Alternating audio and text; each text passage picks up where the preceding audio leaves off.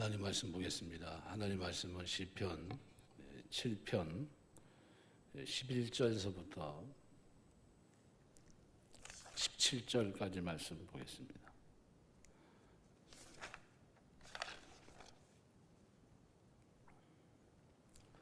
봉독해 드리겠습니다.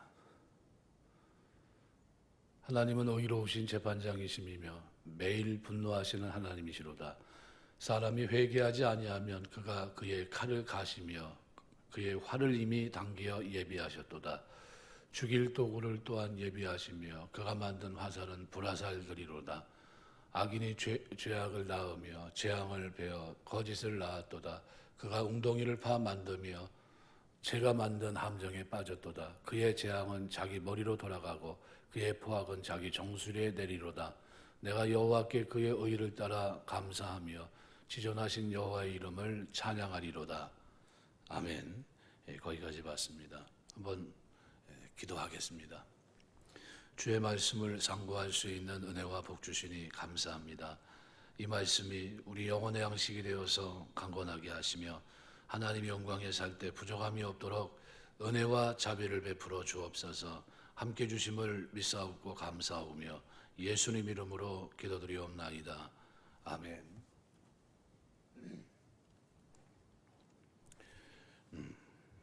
오늘 본문에서 우리는 두 가지를 잠깐 생각하면서 기도 제목을 삼으려고 합니다.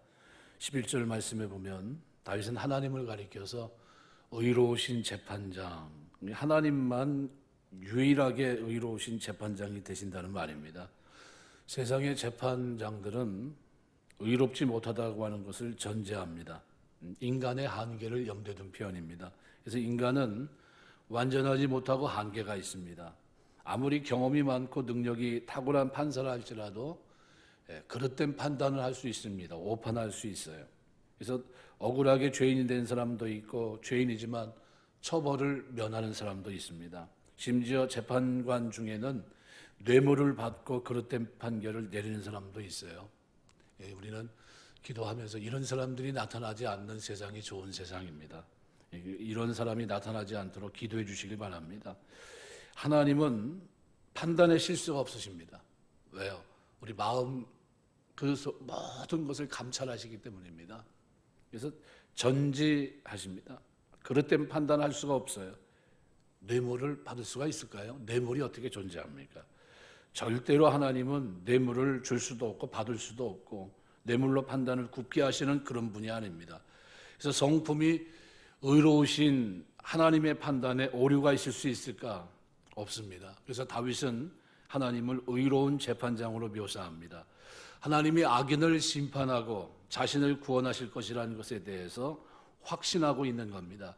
세상에서는 아무리 억울한 일을 당해도 소송할 만한 어떤 물질적인 뒷받침이 되지 못하면 소송을 제기하지 못합니다.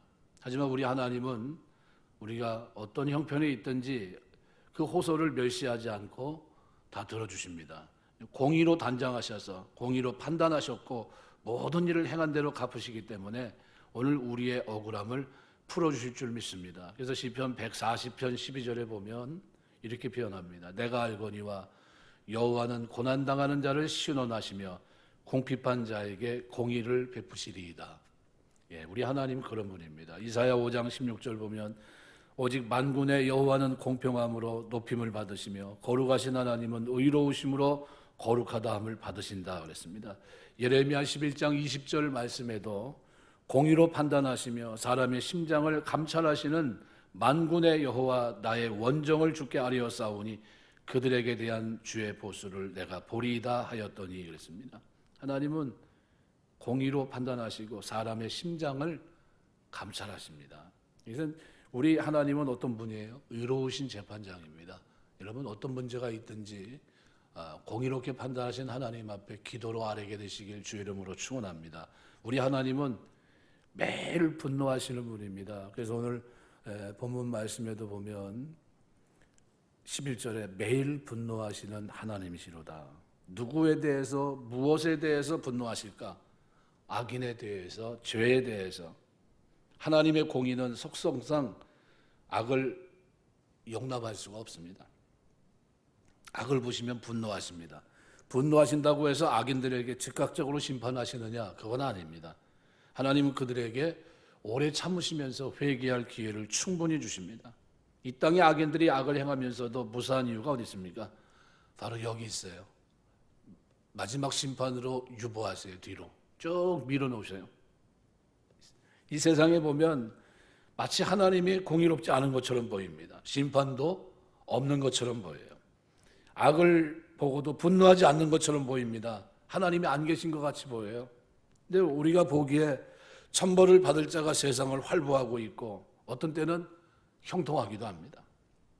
그래서 악인들 가운데에는 죄를 가볍게 여기고 더욱 악을 행하는 사람도 적지 않이 있습니다. 근데 당장 악인에 대한 하나님의 심판이 임하지 않는다고 해서 하나님이 공의롭지 못하던가 또는 하나님의 심판이 없다, 이건 아니에요. 하나님은 악을 행하는 자들을 즉각 심판하지 않지만 그들에 대해서 매일 분노하십니다. 매일 분노하세요. 이 악인들이 회개하지 않는 이상 하나님의 진노를 매일매일 그 머리 위에 쌓고 있는 거예요. 그래서 다윗은 오늘 12절, 13절에서 이렇게 표현합니다. 사람이 회개하지 아니하면 그가 그의 칼을 가시며 그의 활을 이미 당기어 예비하셨도다. 또 13절에는 죽일 도구를 또한 예비하시며 그가 만든 화살은 불화살들이로다. 회개치 않는 자를 위해 지금 칼 갈고 계시고 활 시위를 당기고 계십니다. 악인들은 지금 형통해도 하나님의 심판의 칼을 맞게 되고 하나님의 화살이 그 심장에 언제 꽂힐지 알지 못합니다. 그러므로 우리는 악인의 형통을 보고 부러워하거나 낙심하지 말아야 돼요. 도리어 악인들에게 회개해 주시는 하나님의 자비로우심을 보면서 우리가 더 의롭고 그리고 그런 모습을 보면서 인내하며 살 수 있는 여러분 되시길 주의 이름으로 축원합니다. 로마서 2장 5절 보면 다만 내 고집과 회개치 아니한 마음을 따라 진노의 날 곧 하나님의 의로우신 판단이 나타나는 그날에 임할 진노를 내게 쌓는도다. 한쪽은 죄를 계속 쌓고 있는 거예요. 하나님 매일 분노하십니다. 칼과 활을 준비해서. 이거 뭡니까? 심판 준비가 끝난 상태예요. 그런데도 뭐예요? 모르고 삽니다. 모르고 깨닫지 못하고 미련한 짐승과 같이 살아갑니다. 도살할 날이 가까이 왔는데도 모릅니다. 왜요? 깨닫지 못하니까. 이건 그러니까 우리가 좀 큰 선물을 받고 삽니다. 믿음, 믿어지는 게 복이에요. 여러분 오병이어 사건을 일으켰는데 표적을 봤는데 표적을 봤기 때문에 믿었습니까? 안 믿었어요. 그럼 그 표적 말고는 없었습니까? 있었거든요. 믿었습니까? 믿지 않았어요. 소경이 눈을 뜨고 그죠? 죽은 자가 살아나는 나사로 사건도 있고 본인이 내가 바로 그 사람이다. 내가 생명의 빛이다. 이렇게 얘기하셔도 어때요? 믿습니까? 믿지 않잖아요. 믿어진다는 것이 은혜입니다. 하나님 앞에 내가 죄인이라는 고백이 들어가는 것이 은혜이고 내가 하나님 앞에서 회개했다는 것이 은혜예요. 회개했다. 베드로서 3장 7절 보면 이제 하늘과 땅은 동일한 말씀으로 불사르기 위하여 간수되신 바 되어 경건치 아니한 사람들의 심판과 멸망의 날까지 보존하여 두신 것이니라. 무슨 날이 있어요? 심판과 멸망의 날이 있고 그날까지 어떻게 보존해 두신 것이다. 그러니까 하나님은 우리가 어떻게 살기 원하십니까? 죄를 회개하고 의롭게 살기 원하세요. 네, 오늘 이번 한 주 살아갈 때 하나님 어떤 분입니까? 매일 분노하시는 분이에요. 매일 죄악에 대해서 분노하시는 하나님, 의로우신 하나님, 누가 가도 어떻게 받아주시고 누가 어떤 문제를 가져가도 공의롭게 처리해 주시는 하나님, 그 하나님 앞에 기도로 나갈 수 있는 여러분 되시길 주의 이름으로 축원합니다. 두 번째로 오늘 본문에 악인의 악은 타인만 망하게 합니까? 타인을 힘들게 하는 데서 끝납니까? 자기는 괜찮고 그렇지 않습니다. 자기도 망합니다. 그래서 14절 보시면 악인이 죄악을 낳으며 재앙을 베어 거짓을 낳았도다. 죄악을 낳아서 뭘 낳아요? 거짓을 낳았도다. 죄악을 그러니까 악인이 악을 행하는 것은 여인이 아이를 잉태해서 해산하는 것에 비유했습니다. 악한 생각을 품고 결국 죄악을 낳았습니다. 여러분, 이 재앙을 잉태해서 거짓을 낳았습니다. 그로 인해서 다른 사람들이 해를 입어요. 그런데 여기 알아야 될 중요한 사실이 있습니다. 그것은 악인이 낳은 죄악은 결국 자기에게도 해가 됩니다. 심은 대로 거둡니다. 살무사, 우리가 뭐 뱀에 대한 얘기인데, 살무사는 난태생하는 뱀입니다. 어미의 뱃속에 있을 때는 알로 있다가 태어날 때는 부화돼서 나옵니다. 근데 부화된 살무사는 어미의 배에서 나올 때 어미의 살을 뜯어먹고 나옵니다. 결국 살무사 새끼들의 어미는 죽을 수밖에 없습니다.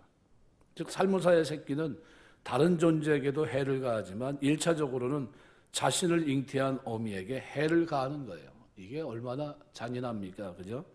악이 또 그와 같아요. 악인이 행하는 악은 다른 사람에게 해를 가하기에 앞서 바로 자기 자신을 망하게 하는 겁니다. 그러므로 시인은 오늘 15절, 16절에서 이렇게 표현합니다. 그가 웅덩이를 만드며 제가 만든 함정에 빠졌도다. 그의 제함은 자기 머리로 돌아가고 그의 포악은 자기 정수리에 내리리로다. 예. 이 시인은 악인이 뿌린 씨앗은 결국 자기에게로 돌아간다. 그러니까 자기가 행한 일은 반드시 부메랑이 되어서 자기에게 돌아온다. 갈라디아서 6장 7절은 사람이 무엇으로 심든지 그대로 심은 대로 거둔다 그랬어요. 전도서 11장 1절은 너는 내 식물을 물 위에 던지라 여러 날 후에 도로 찾으리라 그랬습니다. 여러분 마음은 지금 뭐를 잉태하고 계십니까? 얼마 후 여러분이 잉태한 것을 반드시 해산하게 될 겁니다. 선을 잉태했으면 선을 해산할 것이고 악을 잉태했으면 악을 해산하게 됩니다. 세상이 죄악으로 관영하다 할지라도 선으로 악을 이겨야 돼요. 예수 믿는 사람들은 선으로 악을 이기는 사람입니다. 악을 악으로 상대한다면 악인이 망할 때 그들과 함께 멸망합니다. 선을 추구한다면 지속적으로 선을 추구해야 돼요. 여러분이 행한 그 선으로 인해서 여러분의 삶에 선한 열매가 가득 맺히게 되시길 주의 이름으로 축원합니다. 오늘 16절 말씀은 동의적 대꾸법으로 되어 있습니다. 그래서 16절 말씀 보면 그의 제함은 자기 머리로 돌아가고, 그죠? 그다음에 그의 포악은 자기 정수리로 내리리이다. 원문에 보면 교차대꾸 구조로 되어 있는데 이 구조는 중심에 위치하는 요소가 가장 강조가 됩니다. 그래서 다윗이 강조하는 건 뭡니까? 악인이 가장 내세우고 소중히 여기는 것은 바로 그 부분에 하나님의 재앙이 임한다. 이게 뭡니까? 자기 머리와 자기 정수리예요. 근데 거기에 뭐가요? 하나님의 재앙이. 그러니까 치명상을 입는다는 거예요. 악인이 치명상을 입고 더 이상 재기 불가능한 상태로 전락한다. 그런 의미를 그 속에 담아놓고 있습니다. 여러분, 악인이 제일 아끼는 게 뭡니까? 머리와 자기 정수리인데 그게 어떻게 해요? 하나님의 심판으로 그렇게 된다는 겁니다. 누구도 망해요? 악을 행한 사람도 같이 망하는 겁니다. 말씀 맺겠습니다. 그래서 17절은 내가 여호와께 그의 의를 따라 감사하며 지존하신 여호와의 이름을 찬양하리이다. 오늘 시인은 어떻게 살아갑니까? 참 힘들어요. 얼마나 자기를 죽이려고 쫓아다닙니까? 너무 힘든 상황입니다. 그런데도 하나님 어떤 분이에요? 의로우신 재판장, 분노하신 하나님 다 아시면서 그 모든 것을 어떻게 해요? 심판하신 하나님. 그 하나님을 알고 있으니까 시인 다윗은 어떻게 해요? 여호와께 그의 의를 따라 감사하며. 하나님의 뭘 따라가요? 말씀 따라 살아갑니다. 아무리 힘들어도 어떻게 내가 하나님 백성이 됐기 때문에 구원받은 백성이기 때문에 요즘 우리가 4주째 묵상한 대로 어떤 사람이 됐습니까? 가난한 자, 심령이 가난한 자가 되었고 그 다음에 또 뭐가 됐어요? 애통하는 자가 됐습니다. 온유한 자가 된 겁니다. 이 온유한 자가 됐다는 건 뭐예요? 웬만한 거 다 받아줄 수 있다는 거예요. 이런 사람이 나중에는 뭡니까? 성령으로 충만합니다. 뭐로 충만합니까? 자기 살아가는 동안에 의에 줄이고 목마른 모습으로 살아갑니다. 그러니까 뭐로 배불러요? 하나님으로 배불러요. 하나님으로 인해서 만족합니다. 넉넉해요. 풍족한 삶입니다. 고난 속에 있는 것 같은데 어때요? 다 가진 사람이에요. 절망 속에 있는 것 같은데 어떻게 해요? 너무나 부유한 사람입니다. 이게 오늘 우리 그리스도인의 현주소예요. 오늘 우리가 살아가는 동안 좀 힘든 환경을 만나고 힘든 사람을 만나도 재판관이신 분노하신 하나님 앞에 기도로 나아갈 때 하나님은 우리의 의를 붙잡아 주시고 히스기야가 기도한 대로 내가 주 앞에서 행한 일을 추억하옵소서. 기억해 달라는 거예요. 내가 어떻게 살아왔는지 의를 따라간 삶을 기억하시고 이 모에서 죽음에서 얼마 남지 않은 이 생명, 이 생명에서 나를 건져달라고 기도하지 않습니까? 내 평상시의 삶은 아주 중요합니다. 여러분, 우리가 구별된 삶으로 하나님 앞에 영광 돌리고 살아가는 동안 의의 도구로 주 앞에 쓰임받는 여러분 되시길 주의 이름으로 축원합니다. 기도하겠습니다.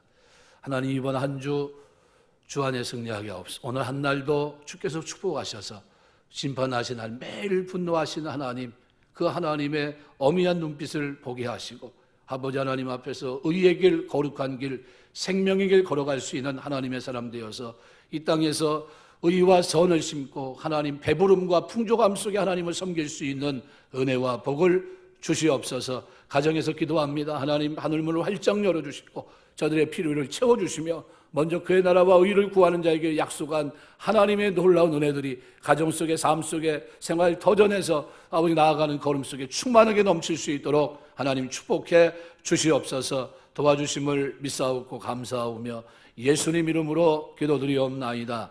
아멘. 주기도문 하겠습니다. 하늘에 계신 우리 아버지여, 이름이 거룩히 여김을 받으시오며 나라 임하옵시며 뜻이 이루어진 것 같이 땅에서도 이루어지이다. 오늘날 우리에게 일용할 양식을 주옵시고 우리가 우리에게 죄 지은 자를 사하여 준 것 같이 우리 죄를 사하여 주옵시고 우리 시험에 들게 하지 마옵시며 다만 악에서 구하옵소서. 대개 나라와 권세와 영광의 아버지께 영원히 싸움나이다. 아멘.